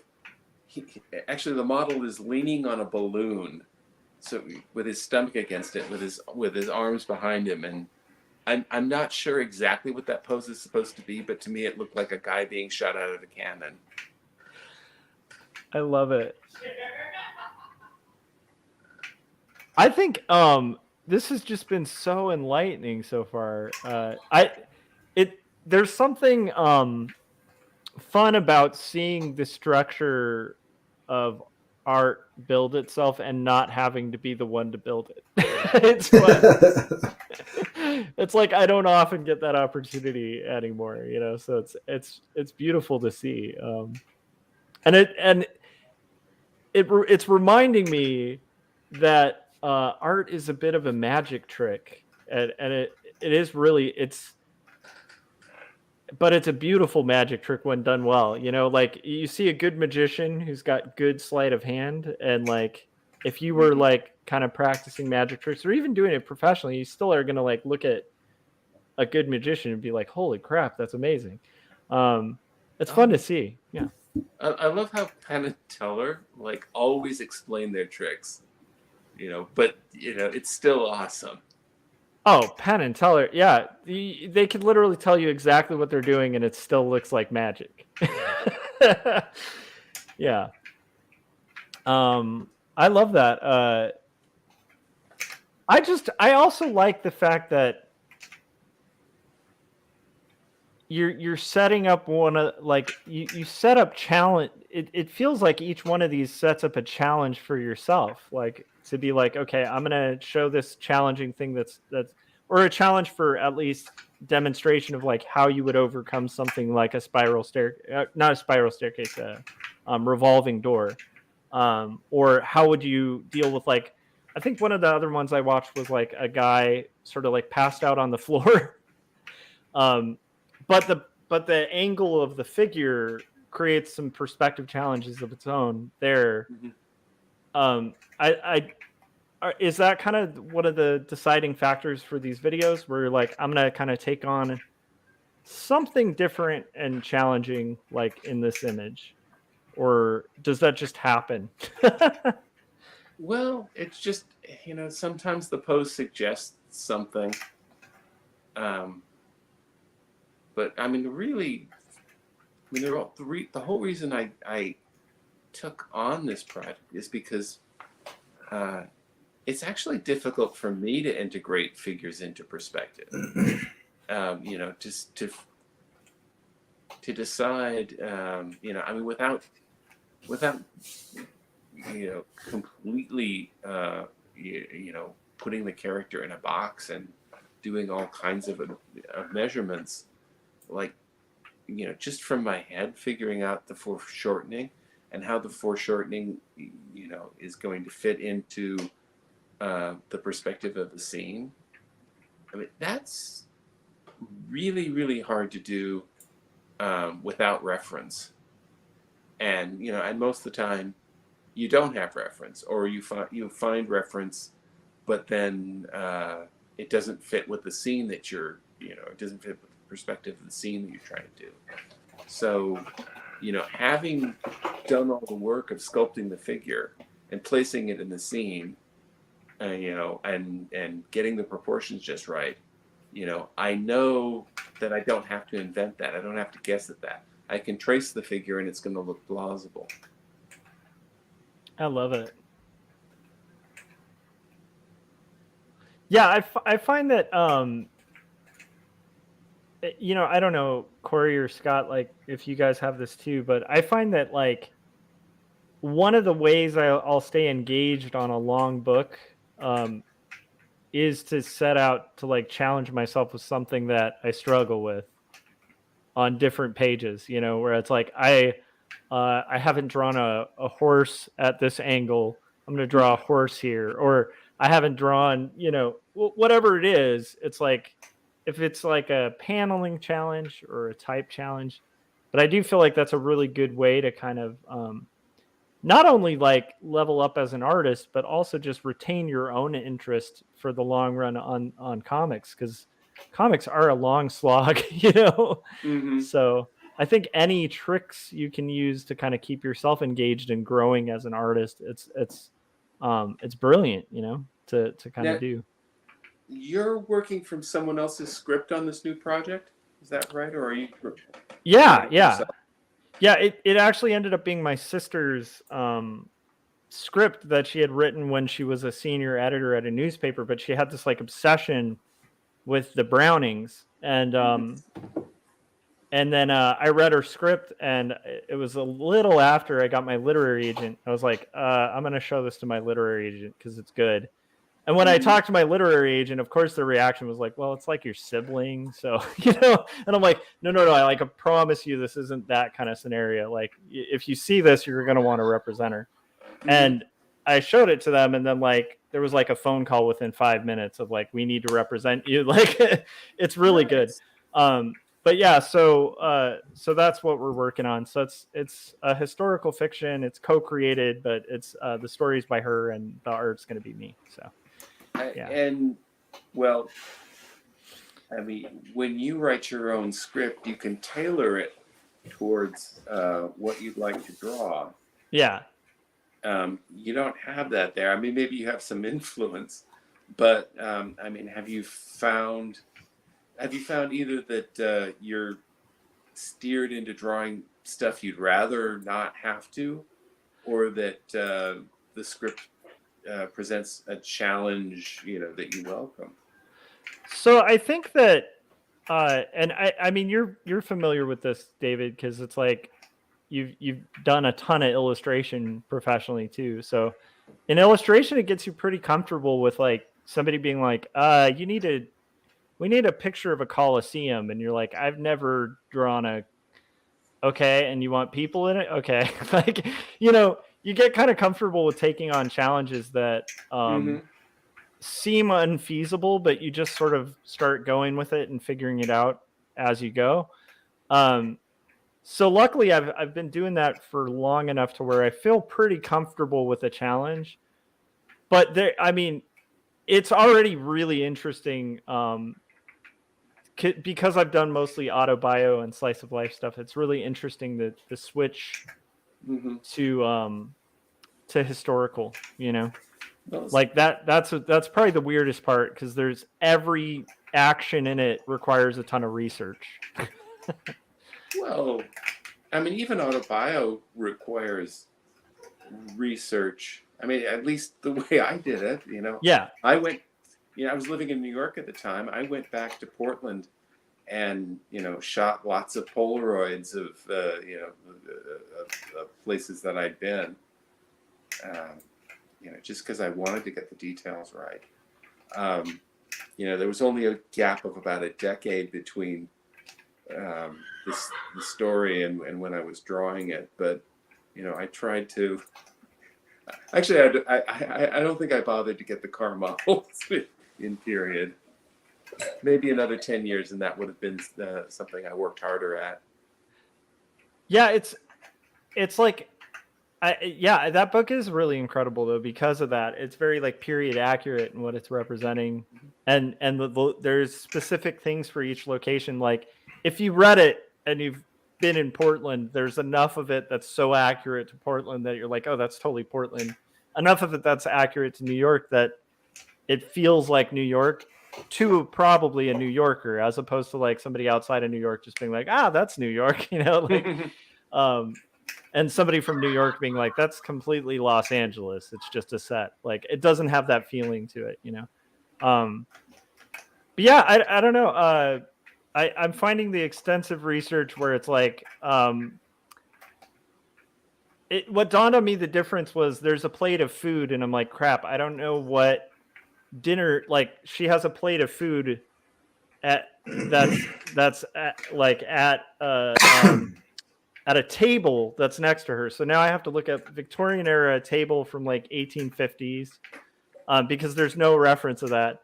And now I have to figure out what kind of food did they have, like for her class status? Like, how did they serve that food? What would the leftovers look like for that? Like for somebody who's been holed up in their room for a long time. It's that level where I'm like a little blown away by it, but I kind of love it because I think this is and your sister provided no indication. That's kind of a lot of times what writers do is they sort of airily indicate what should be there, and it's up to the artist to actually figure out what that would look like. Yeah, I mean that's part of the beauty of us being co-creators on it, because I have to invent a lot, but luckily there's like an understanding of that, because that's part of why I don't tend to do like comics for hire per se, because it's just usually that that exact scenario. Whereas like for an illustration, it's okay to have a phone call and be like, hey, when you say this, were you thinking, or just kind of work that out and do the research. But yeah, that I guess. The worst, I guess she's a better client than I am though when I write my own scripts, so. Well, like David, your books. I've not worked much with other writers' scripts at all, so I don't really know the process. I think being your own writer saves you a lot of description or indication. Like you don't really have to give instructions to the artist. The artist knows your intentions all too well. Totally. Yeah, I agree. Yeah, that is like a little bit of a change, but so far it's been pretty smooth. I'll let you know when I'm at the halfway point, and maybe I'll have a different story. But so far it's been fascinating, and it's been feeding that part of me that likes like podcasts and like a lot of information and stuff, because I mean, I love like BBC Panorama and stuff. So it's like being able to kind of create something like that is fun. Mm-hmm. It's a fun change of pace. But I'm gonna try to use one of these grids at some point in the process, because it would be very helpful. How much more time do you think you have on the project before it's going to be done? That one? Yeah. Oh my goodness. A year. Cool. So I figure if I hit about 15 to 20 pages a month, I should be good. So. Well. We'll see. Have you You're doing it digitally, so I suppose you can reuse figures. Yeah, that's true. Yeah.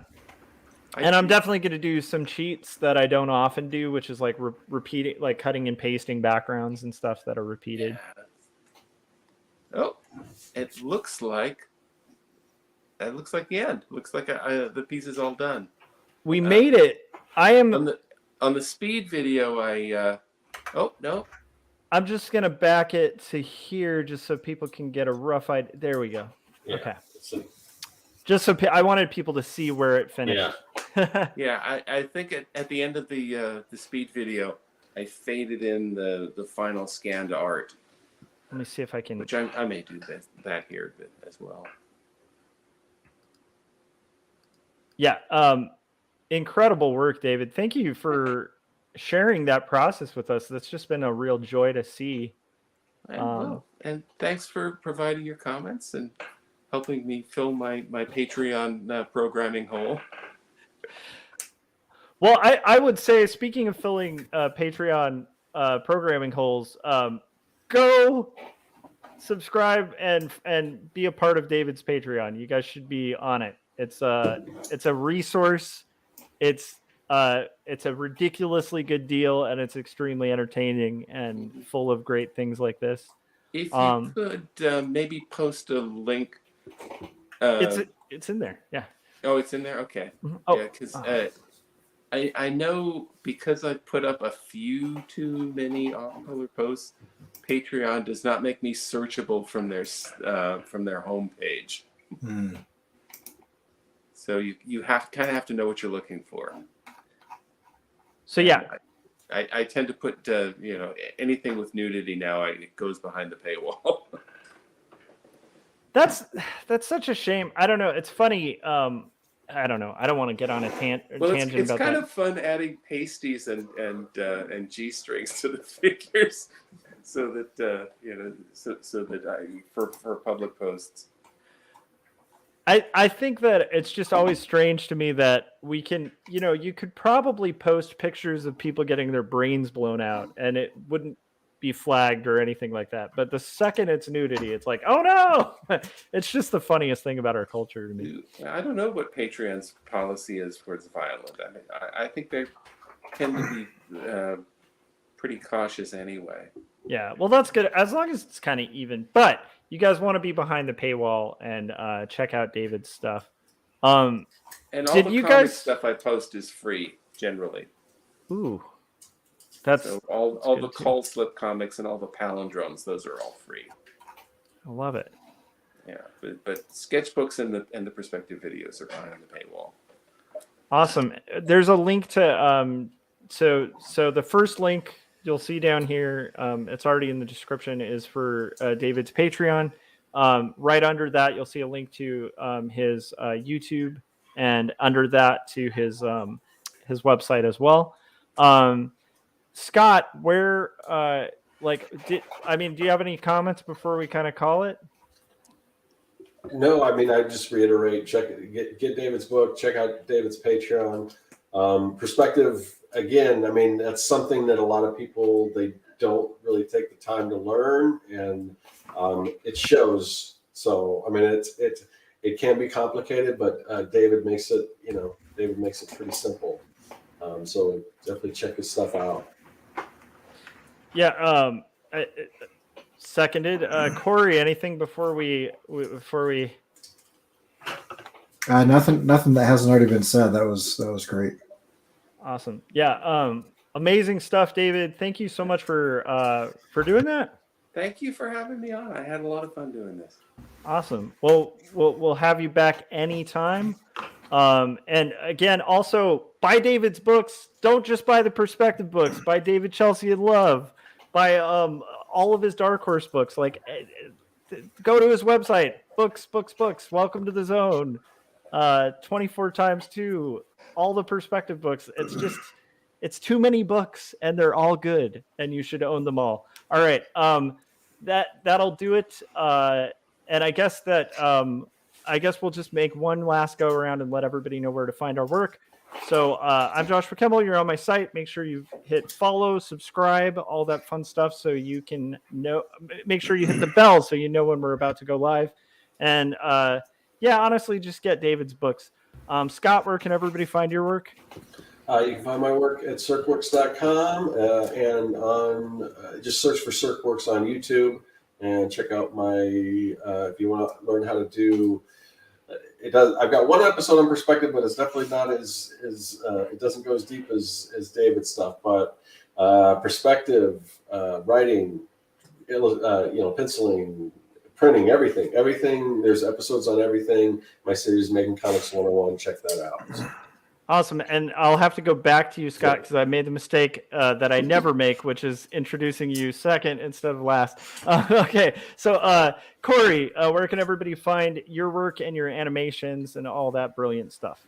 You can find my stuff at CoreyKerr.com. And if you're on Instagram and you have a minute, go to my most recent post, and it'll teach you how to turn on notifications so you don't miss anything from me, and how to add me to your favorites to bypass the algorithmic timeline. Okay, I guess, David, we've plugged the heck out of you. So is there anything we missed that people should check out? I probably should be on Instagram. I just have to figure out how to do that.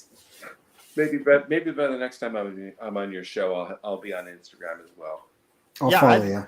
Yeah, like I think you'd have quite a few followers on Instagram pretty quick. Awesome. So we'll say we'll have you back for that or for anything else. Scott, how do people keep track of this crazy channel of ours? It'll be on my channel. It's on Corey's channel next week.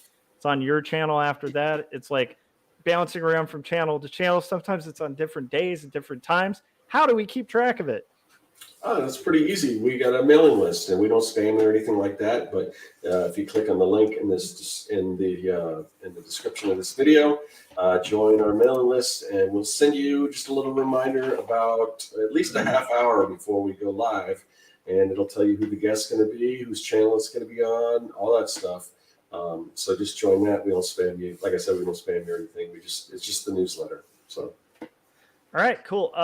With that being said, just again, cool having David on. Thanks to everybody in the chats who showed up. And if you guys are watching this after the fact, usually I'll say, like, leave a comment on our video. Go comment on David's videos on YouTube. Like, seriously. All right, guys, that'll do it. And we'll see you on the next Artcasters. Okay. Goodbye. Bye-bye.